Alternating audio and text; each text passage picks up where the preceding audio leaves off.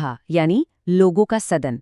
और ये सिर्फ एक नाम नहीं है, ये एक वादा है, एक ऐसा सिद्धांत जो कहता है कि भारत में असली ताकत लोगों के हाथ में है।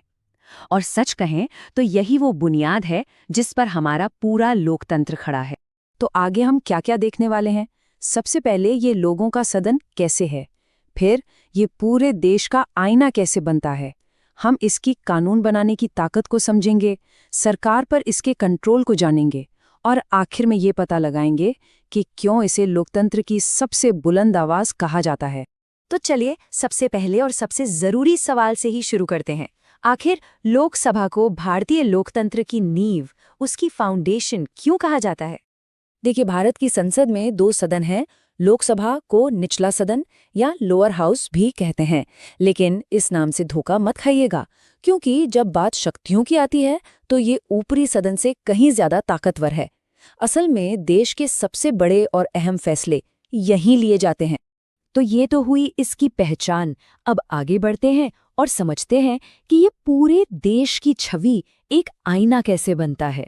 मतलब 1.4 अरब लोगों की बात यहाँ तक पहुँचती कैसे है? 543 ये सिर्फ एक नंबर नहीं है, ये वो चुने हुए प्रतिनिधि हैं जो 1.4 अरब भारतीयों की उम्मीदों और चिंताओं को आवाज देते हैं। जरा इसके पैमाने को सोचकर देखिए, हर एक सांसद लाखों लोगों का प्रतिनिधित्व करता है। और ये सभी 543 लोग चुने कैसे जाते हैं?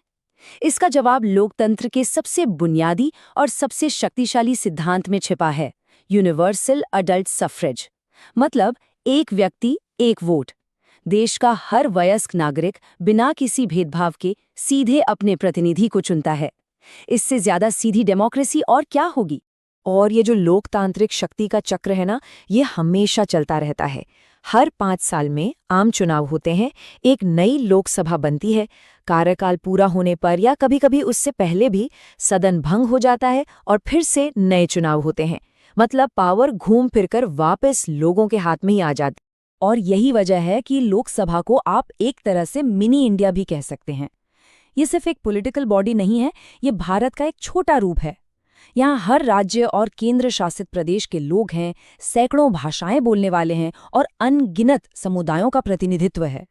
तो चलिए, रिप्रेजेंटेशन की बात तो हो गई, अब आते हैं इसके सबसे जरूरी काम पर, वो है कानून बनाने की शक्ति। आखिर एक छोटा सा आइडिया पूरे देश का कानून कैसे बन जाता है?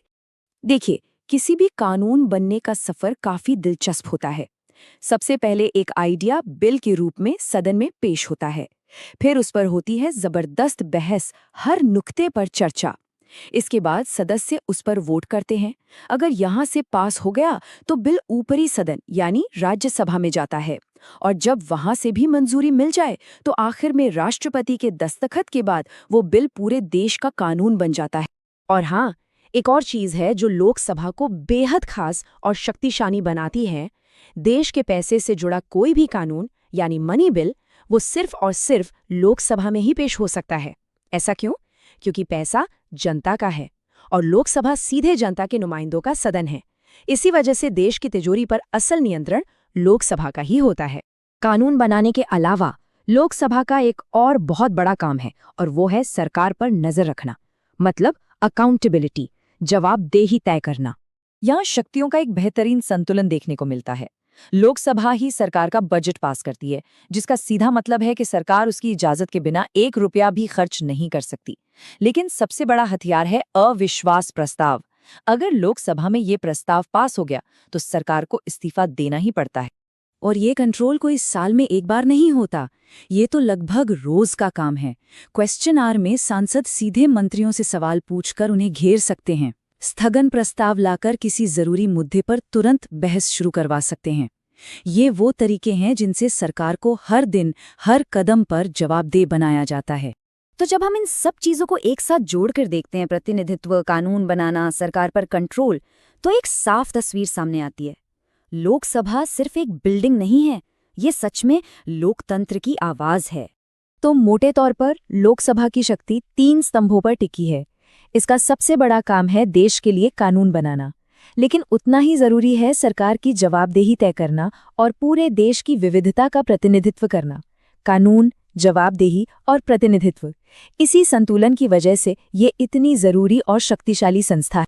शायद इस पूरी बात को समझने का सबसे अच्छा तरीका इस एक लाइन में छिपा है। लोकसभा वो अखाड़ा है जहां जनता की मर्जी को सरकार के एक्शन में बदला जाता है।